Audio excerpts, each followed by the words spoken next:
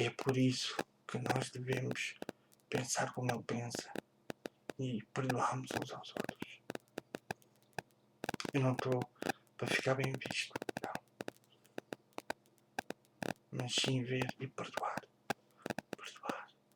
Como Ele nos perdoou. Estou contente por isso. E como eu disse no vídeo anterior, estes 2 vídeos, não quer dizer que cada um tem o seu testemunho. E se eu fosse a contar o meu testemunho, tinha que ser em 5 ou 6 vídeos esta parte da mensagem. Mas como eu falei na segunda parte do perdão, e como eu tenho dito muitas vezes, nós usamos muitas vezes o que está escrito. O que está escrito. Pois eu queria partilhar com os irmãos um livro que se calhar nós dizemos está lá em tal livro. Um livro que se calhar não é tão falado. Mas é um livro que se calhar nós vimos o que eu quis dizer quando disse. Eu e quanto os outros pastores e pregadores dizem. Que o diabo está e faz e diz assim, assim, assado. Porquê que eu estou a dizer isto? Vamos ver agora. Onde está escrito o que eu quero dizer. E o que eu disse e o que muitos pastores dizem. E que se calhar as pessoas não dão muita importância. Especialmente o povo de Deus. E o que eu quero ler está em Jó. O livro de Jó. Muita gente diz a paciência de Jó. Quem dera ter a sua paciência? Mas ele se portou muito. É verdade.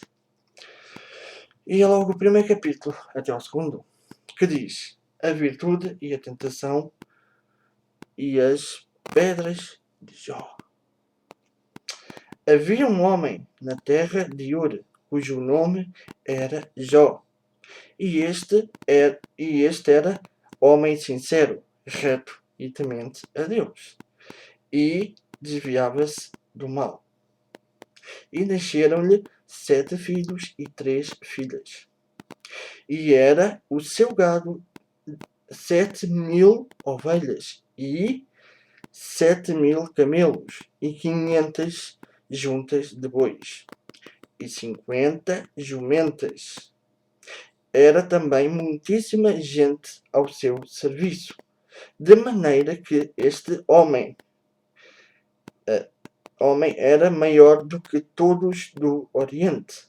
E iam seus filhos e faziam banquetes em casa de cada um no seu dia, e enviavam e convidavam as suas 3 irmãs, e comeram e beberam com eles.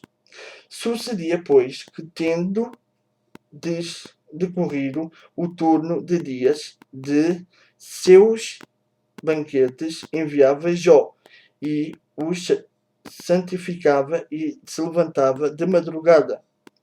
Oferecia holocaustos, segundo o número de todos eles, porque dizia Jó, porventura pecaram meus filhos e blasfemaram de Deus no seu coração.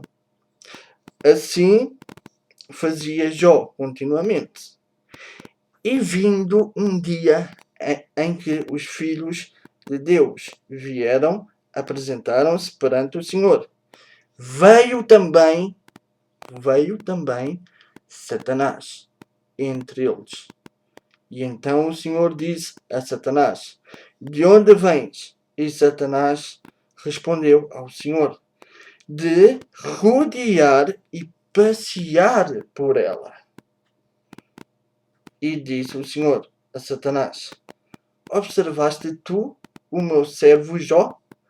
Porque ninguém há na terra semelhante a ele, homem sincero, reto, temente a Deus e desviando do mal. E então respondeu Satanás ao Senhor e disse: porventura teme Jó a Deus de balde? Porventura não cercaste tu de bens a ele e à sua casa, e tudo quanto tudo tem a obra das suas mãos. abençoaste, e o seu gado está aumentando na terra. Mas estende a tua mão e toca-lhe, e em tudo quanto tem, e verás que blasfemará de ti na tua face. E disse o Senhor a Satanás: Eis que tudo quanto tem está na tua mão, mas somente contra ele não estendas a tua mão. E Satanás saiu da presença do Senhor. E sucedeu um dia em que seus filhos e filhas comiam e bebiam vinho na casa do seu irmão primogênito, que veio um mensageiro de Jó e lhe disse: Os bois lavravam e as jumentas passeam junto a eles, e eis que deram sobre eles os sabeus, e os tomaram, e os moços feriram a fio de espada. E eu somente escapei para te trazer a nova. Estando este ainda a falar, veio o outro e disse: Fogo de Deus caiu do céu e queimou ovelhas e os moços e os consumiu. E só eu escapei para trazer a nova. Estando ainda este a falar, veio o outro e disse: Ordenando os caldeus 3 bandos, deram sobre os camelos e os tomaram, e aos moços feriram a fio de espada. E só eu escapei para te trazer a nova. Estando ainda este a falar, veio e disse, outro, e disse: Estando teus filhos e tuas filhas comendo e bebendo, vinho em casa de seu irmão primogênito, eis que um grande vento sobreveio da além do deserto e deu nos 4 cantos da casa, a qual caiu sobre os jovens e morreram, e só eu escapei para te trazer a nova. E então Jó se levantou e rasgou o seu manto, e rapou a cabeça, e se lançou em terra, e adorou, e disse: Nu saí do ventre de minha mãe, e nu tornarei para lá. O Senhor deu, e o Senhor o tomou. Bendito seja o nome do Senhor.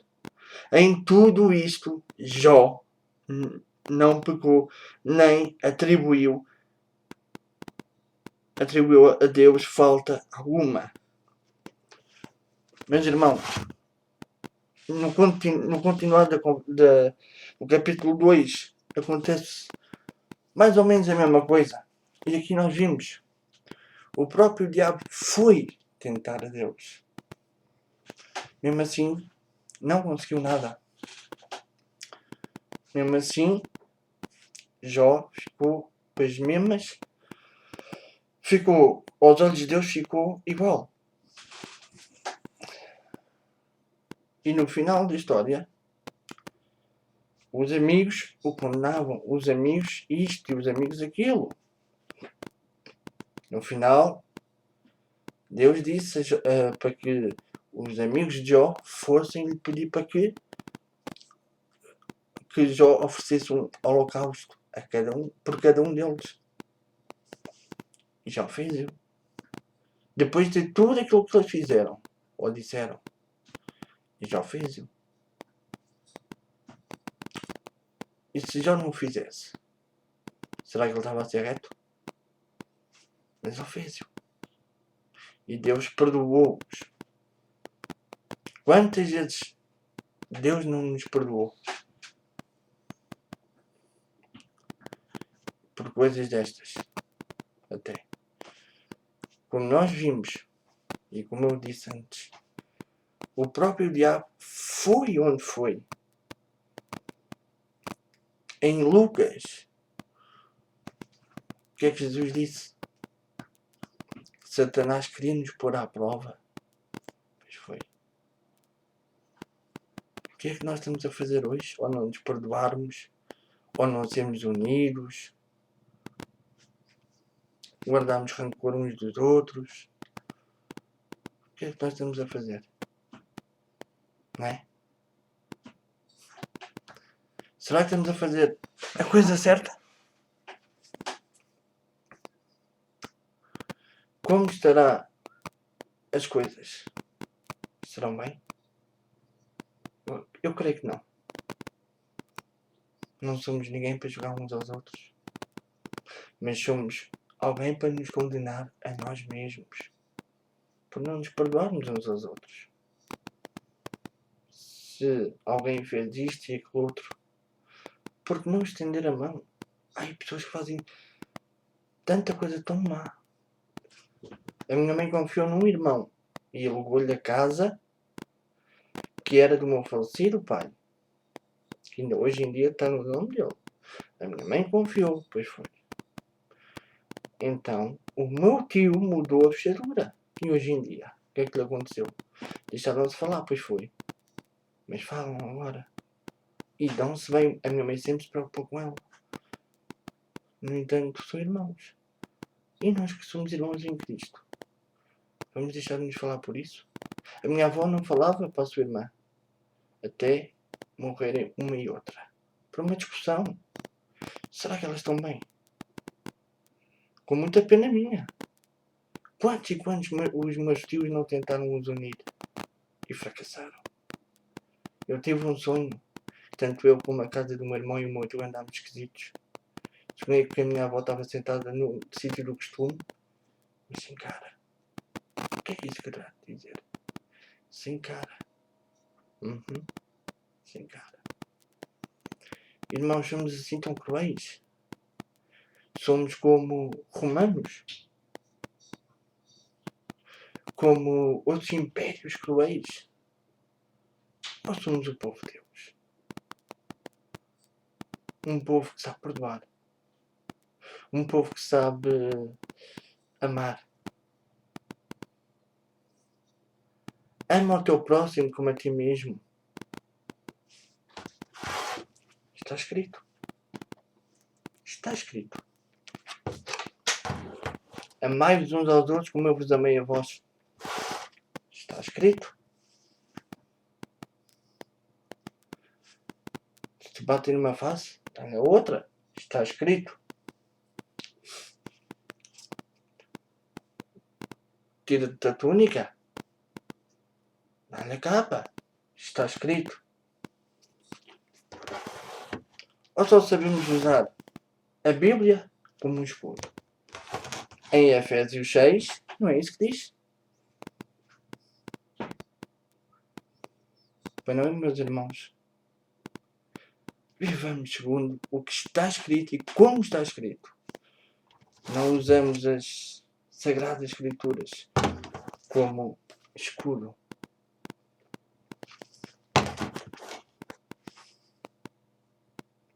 Sigamos o sonho do Senhor, não os nossos.